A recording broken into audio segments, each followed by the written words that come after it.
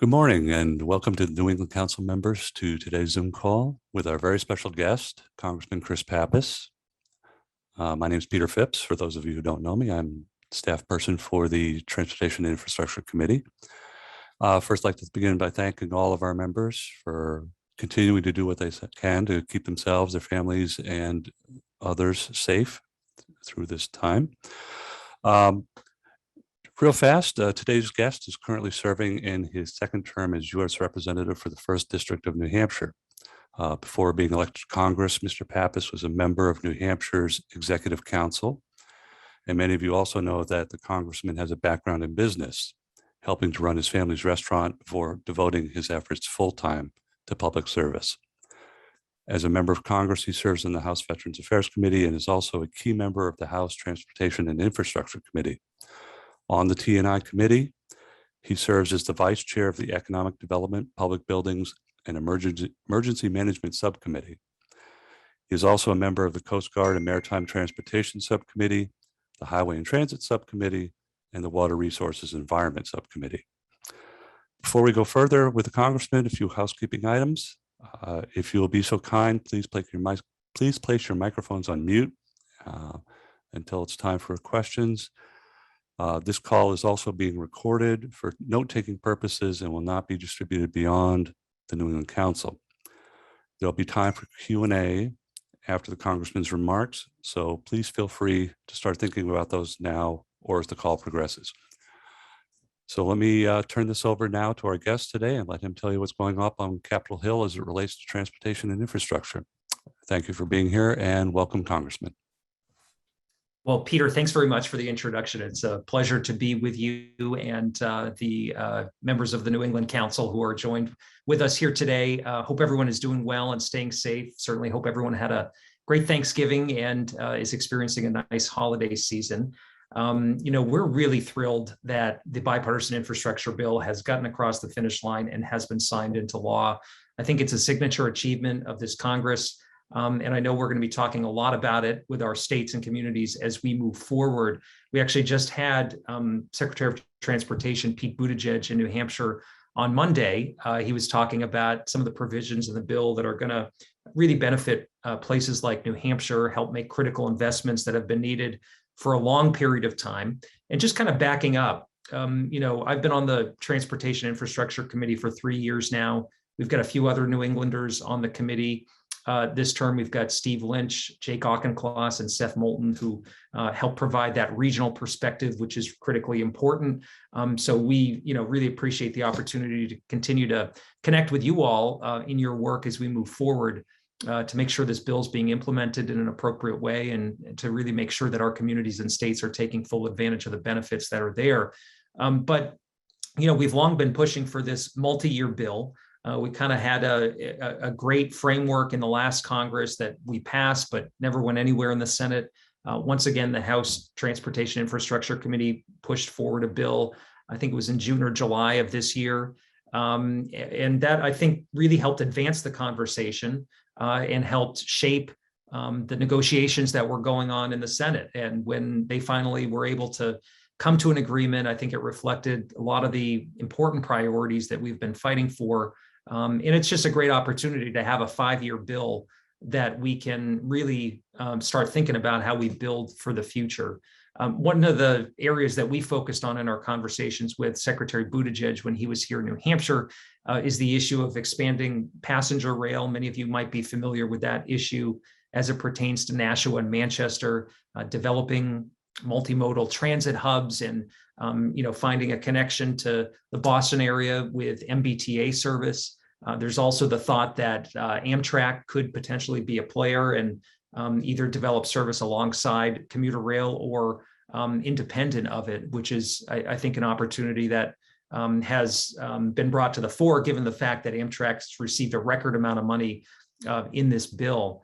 So we had a great conversation with our congressional delegation, with mayors from Manchester, Nashua, with economic development folks, with regional planners, with business owners, discussing what expanded rail service could mean. And I think that's indicative of the larger conversation around infrastructure. There are benefits to quality of life, to our economy and our workforce. There are certainly environmental benefits to the way that we're going to invest in infrastructure for the future. So I think the conversation around rail really helped sort of focus attention on broadband, on water, on sewer, on roads and bridges, and the other ways that we can help grow the economic pie and really be thinking about the future needs of our communities and of our states. Interestingly, we were meeting with Secretary Buttigieg in the Manchester Mill Yard. Like many old mill towns in New England, Manchester was built on the infrastructure of the 19th century, which was canals and steam engines and these big brick factories. At one point, Manchester had the largest textile production plant in the world. So infrastructure looks a lot different today, but is just as central to our ability to meet the needs of the future and our economic considerations. When we think about high-speed broadband and what that means, especially in rural parts of our state, it's really significant because we know that education and healthcare and government services and commerce are increasingly going online. And we've got to make sure that all of our families and all of our businesses have the ability to participate in that 21st century digital economy. That's why the investments in this bill, on top of the investments that we saw through the American Rescue Plan, are really going to help close that gap. And not just in terms of building out the infrastructure, but also the affordability component, because we know that about half of those who don't have high-speed internet access today lack it because of an affordability issue. We also talked a great deal with the Secretary about something that is coming to the city of Manchester. There's this RAISE grant that the Department of Transportation has put out, which is really significant, if you're familiar with Manchester, to redeveloping the South Mill Yard area.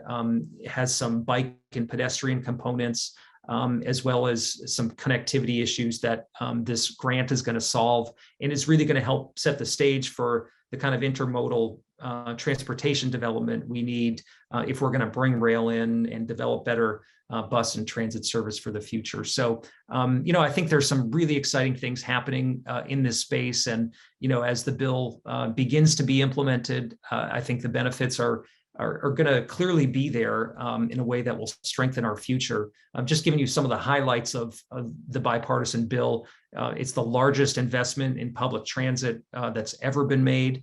It's going to make the largest investment in rail in decades, which is really crucial for our region. And through the legislation, New Hampshire itself will see a 47% bump in the amount of money that comes through the highway formula, as well as for bridge projects, which is really significant in terms of advancing projects that are queued up in our 10-year highway plan in New Hampshire.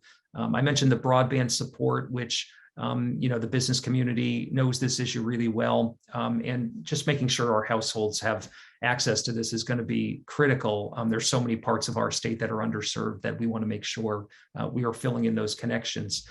In terms of the water and wastewater aspects of the bill, it's the largest investment in water infrastructure in our nation's history. And some of the detail is really terrific for local water projects in that the amount of principal forgiveness is going to be far greater than it was under the existing revolving funds. And knowing that those funds are reauthorized and that states are going to receive more money and that more of that can be forgivable in terms of grants to local projects is really going to help work through the backlog that exists. So, I've been crisscrossing my district. I think we've done dozens of infrastructure events over the last year or so, both in anticipation of the bill's passage, as well as, to keep this focus out there. But now that the bill's passed, we're getting a lot of questions from communities, from the State Department of Transportation and others about the finer details, about implementation, about rulemaking, and everything that's going to make this bill work. So, we're really excited to continue to engage in that work as we move forward.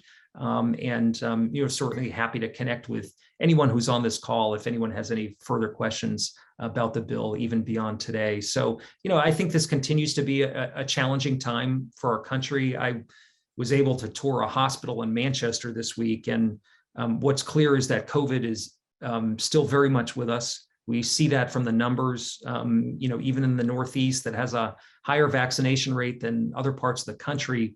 We're seeing very high infections right now as people are gathering indoors. It's colder outside, so our behavior is changing.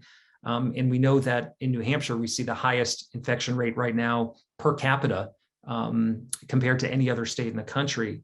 And that is overloading our hospitals. I was visiting with Elliott Hospital in Manchester that is seeing their ICUs at over 150% capacity. The similar stories playing out all across our state.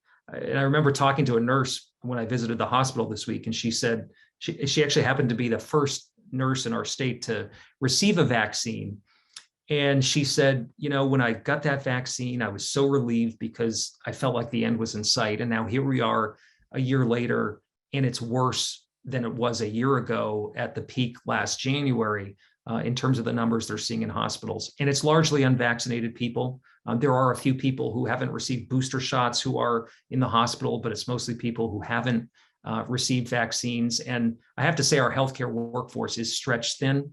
We've seen a lot of retirements. And there's a lot of stress and anxiety among our healthcare workforce. So I know this is a little bit beyond the T&I aspect of the conversation, but it's connected to the future of our economy. And we've just got to make sure we're doing all we can to keep a lid on COVID and keep our numbers as low as possible and get people vaccinated, because that's the most important thing to keep our economy moving for the future. And certainly there's some synergy between what we're hoping to accomplish in the infrastructure conversation, as well as the Build Back Better bill, and what our healthcare economy looks like in regions like New England. So I just want to thank you all for what you do. Hope everyone's staying safe out there, and look forward to the conversation and some questions here today. Great.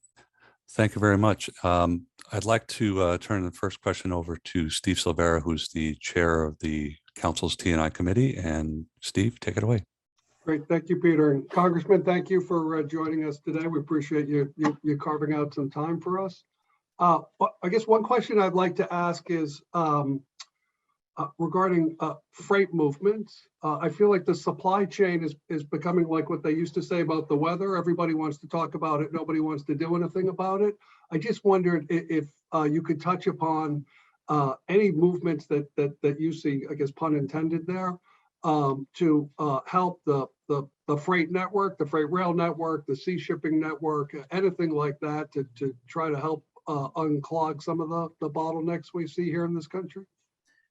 Yeah, well, we are seeing some progress on supply chains, and it is, a term that I guess, everyone's using now. And I think, even sort of the natural flow of business around the holidays, some shortages are being chalked up to supply chain.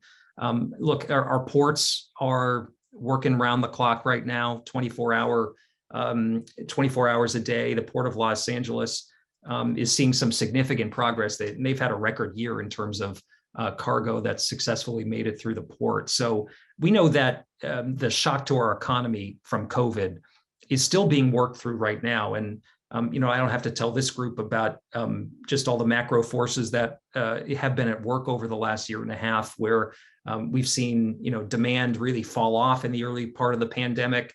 And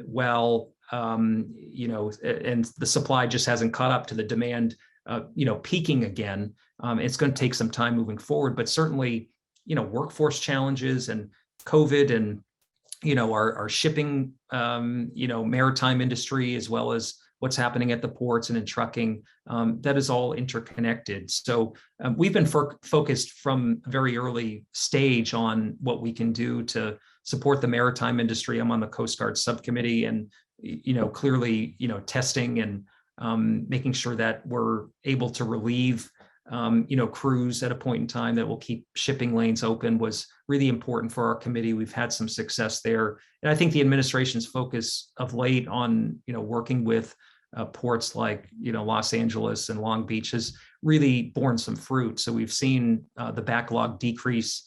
And I think to the extent we can continue to get everyone at the table to help solve this, that's the solution moving forward. But there are going to continue to be some interruptions here. And I think we've got to look at regulations. We just passed a bipartisan bill through the House that, will help alleviate some of the regulations. It's the first look at these maritime regulations in over 20 years. And I think it's about time we did that. But then the medium and longer term issues of where our infrastructure stands is really important to know that we can, fully recover and be more resilient for the future. So this bill has a significant amount of money going to our port infrastructure, to freight rail, and we've got to take a hard look at the workforce as well, at how we create pipelines of individuals who are eager and excited to get into things like trucking and working at our ports. And I think that is a harder conversation, but I know it's been underway as we've sought to encourage folks to go into the trades. We've got to be working with our trade schools and our community colleges to make sure those opportunities are real for people, and that we're filling the needs of our economy for the future. So I think there continue to be some short-term things that the administration can do and that Congress can do in working with them on things like regulations. We've got to be working with the private sector as much as we can, but I think the investments in infrastructure are really going to help make sure that we're not able to, that we won't see this happen again. Great, thank you. Right. Other questions?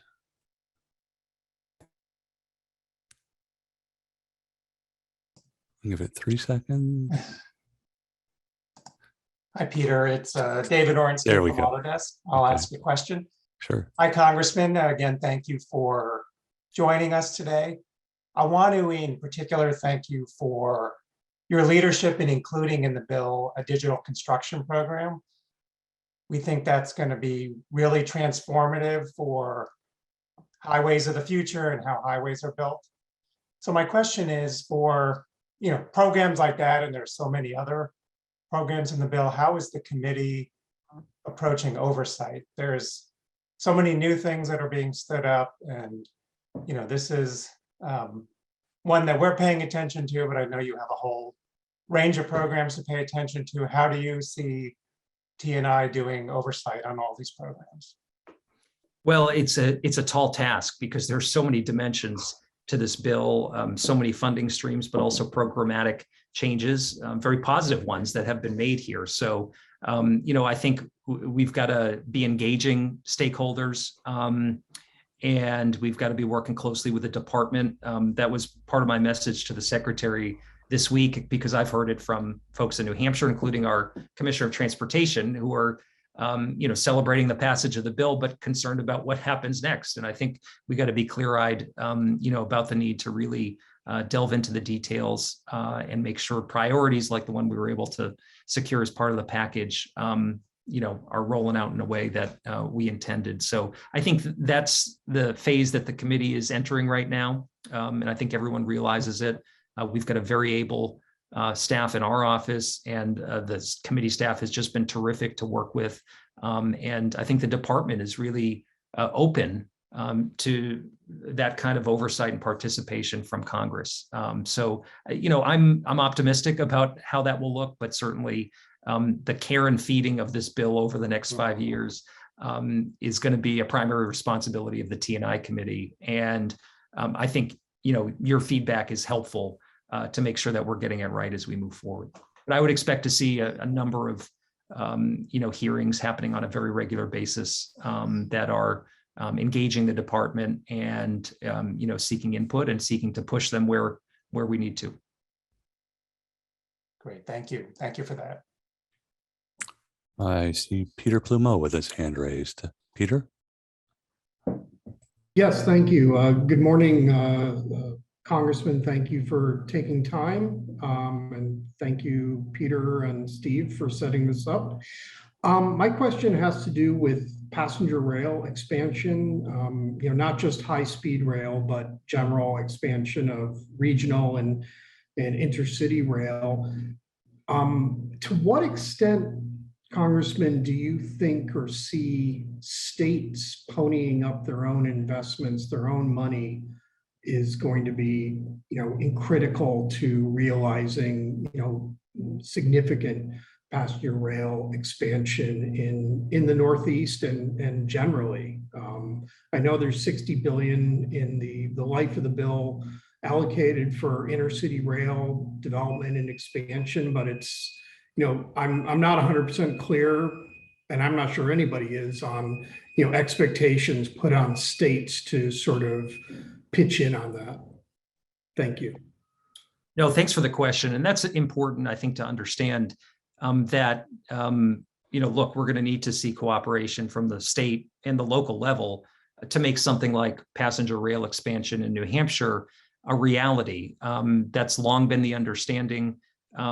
We ensured in this bill that the programmatic support was going to be there as the state of New Hampshire costs this out to make sure that that federal piece will be there, that it's going to be more flexible. So we looked at financing to make that streamlined and a little bit more forgiving for New Hampshire should it pursue this. And that's the point where our state is in terms of this capital corridor project, which is essentially extending the Lowell line up to Nashua and then to Manchester. The state's doing, preliminary project development. They're looking at some of the environmental concerns, and they're doing the financial plan. So I think this bill arrives at the right moment where now there's clarity to what the federal piece looks like, what the state obligation would be, both for construction and for operation, and where we can get buy-in from communities like Manchester and Nashua that stand to really benefit significantly from station development and the other sort of economic facets of a project like this. The cities are really working hard to, put together local plans for station development. I think there's an ability to engage the private sector and see some partnerships come about too. So, I think we're hopeful that the state's going to see the value in moving forward with a project like this. I think traditionally we had expected about half of the construction costs would come from federal sources. We'll have to run the numbers and see what that would look like. If that's changed at all I think we'd fall under the Small Starts program as part of this legislation. But we made sure that there's additional capacity in those programs so that the state had confidence that it could apply and receive funding. Now, I also mentioned an Amtrak opportunity. They're looking to grow their network, and they're talking to states and communities about, expanding their passenger rail service. Manchester and Nashua happen to be the largest cities on the East Coast, by the way, without passenger rail service. And what Amtrak can do is come in with 100% of the capital cost paid for, and then slowly, I guess they'll pay for 100% of the operating costs in the first year, and then that'll kind of fade off. So that's an attractive option for the state to pursue as well. And I think based on the funding Amtrak gets in this bill, that's something that could be on the table too. So, we'll see what makes the most sense for New Hampshire, but there's got to be state and local buy-in in order to get this off the table. I think everyone here understands that. I think one of the reasons why we're celebrating the passage of this bill is just the fact that over the last decade or so, we've seen the federal share of infrastructure investment decrease by about 10%. So, when you think of roads and bridges, formula funding not keeping pace with needs, things being flat funded over a period of years, that's really had an impact on states and communities. So this is about the federal government stepping up in a bigger way to help make some of these really tremendous ideas that our states have become reality. The passenger rail is one, and I'm eager to see how this all develops. Great. Questions from anyone else?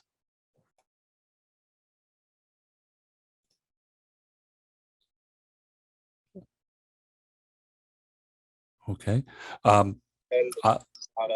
Patrick? Hey, Peter. This is Patrick from CSX Railroad. Congressman, we want to thank you. The bill had a big provision in there dealing with grade separation and crossings. I think it's the most money we've ever seen. I'm sorry, let me turn down this other call. The most money we've ever seen in terms of money being available to communities and states to try to do some grade separations. As you know, CSX is in the process. We're trying to acquire the Pan Am Railroad, but we just wanted to thank you for your leadership and thinking on putting money out there so communities can develop projects based upon their needs to kind of keep their community safe. I can't say enough what it has meant and how supportive the industry will be as that money begins to get programmed and rolled out to communities. So thank you for that. Oh, thanks for highlighting that one. I'm sorry I missed it, but we appreciate all that you do. And, I think safety is central to a lot of the funding increases that we've seen here. Certainly the one you mentioned is one that's really going to help. Yes, sir. Great. Kind of building on that, what would you say are probably the 2 or 3 least touted or under the radar provisions of the infrastructure law that will have a really kind of outsized impact on New Hampshire and or the region?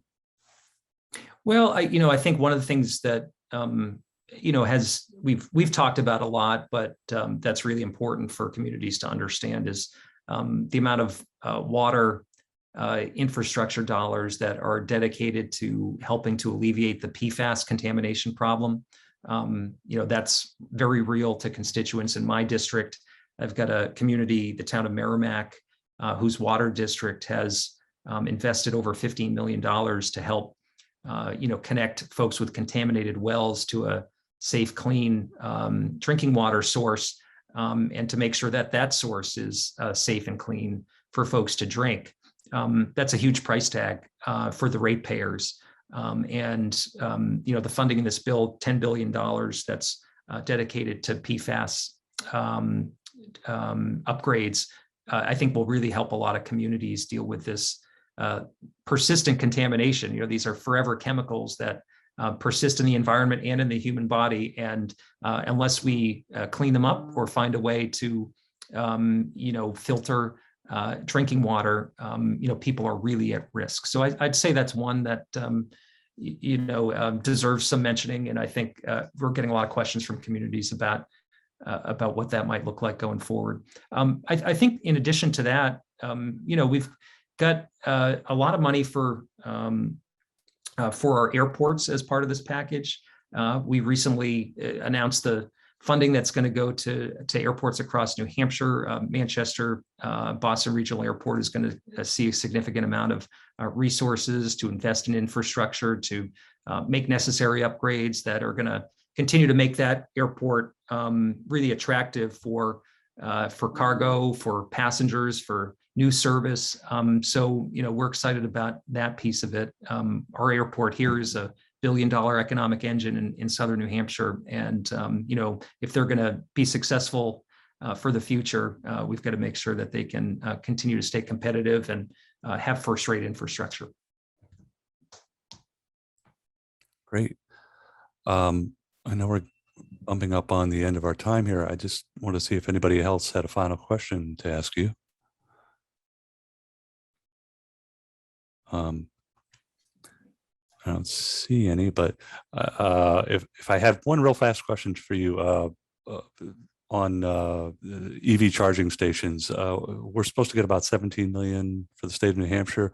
Where are you going to see that money being kind of doled out over the future? Is it going to be for government fleets? Is it going to be in the cities? Is it going to be along I-95, I-93, or where are you kind of seeing that going? Well, I think you're going to see the state continue to do its work at building out a plan. And I think the concept is to have networks and spines of charging infrastructure that are going to make it viable for people to travel through the state with their electric vehicles. I was in the city of Franklin recently, and they were talking about this new whitewater park that the city has developed. They got a lot of interest in people from Quebec coming down, but knowing the usage of electric vehicles in Quebec, they're concerned that there isn't the charging infrastructure around that community to be able to really attract visitors from across our northern border. So those are the kind of things that the state is going to be looking at as it decides how to deploy these dollars. There's limited resources already for EV in New Hampshire from a Volkswagen settlement. And so adding these dollars on top, and then if we're able to get Build Back Better money through in addition to that, that's going to be a significant pot of money to make sure that we've got spines of charging infrastructure across the state and have them in critical regions where, we might have, the future of economic development that helps determine that, or travel and tourism that's a driver of where those are located. So we'll leave that up to the committee to figure out how to make that all work. But I know for New Hampshire, having resources from the federal government is going to be really important to make that happen. We don't expect a lot of state money to be put in for EV. So, these federal dollars will really help. Great. Okay. I do want to be mindful of the Congressman's time, and want to thank you for taking the time today to speak to us. Steve, any last minute words or? No, thank you, Peter. Congressman, thank you for carving out some time for us. And I see that Carrie has put her contact information in the little chat here for future contacts with you and your office. So that is greatly appreciated as well. And yeah, as we all know, we got a lot of work. The work for transportation and infrastructure never ends. So we appreciate all the support you can provide. Well, thanks, Steve and Peter. It's nice to be with you all. We made a lot of infrastructure jokes in the run up to, the bill ultimately passing. And now I guess the real work begins. So we'll look forward to getting out across the region to see some of the progress that's being made with this bill. But we do hope to continue to hear from stakeholders and folks who are interested in the process about how things are working and where you might have some questions or concerns. Great. Thank you. All right, everyone stay safe. Nice to see you. Take care. Bye-bye.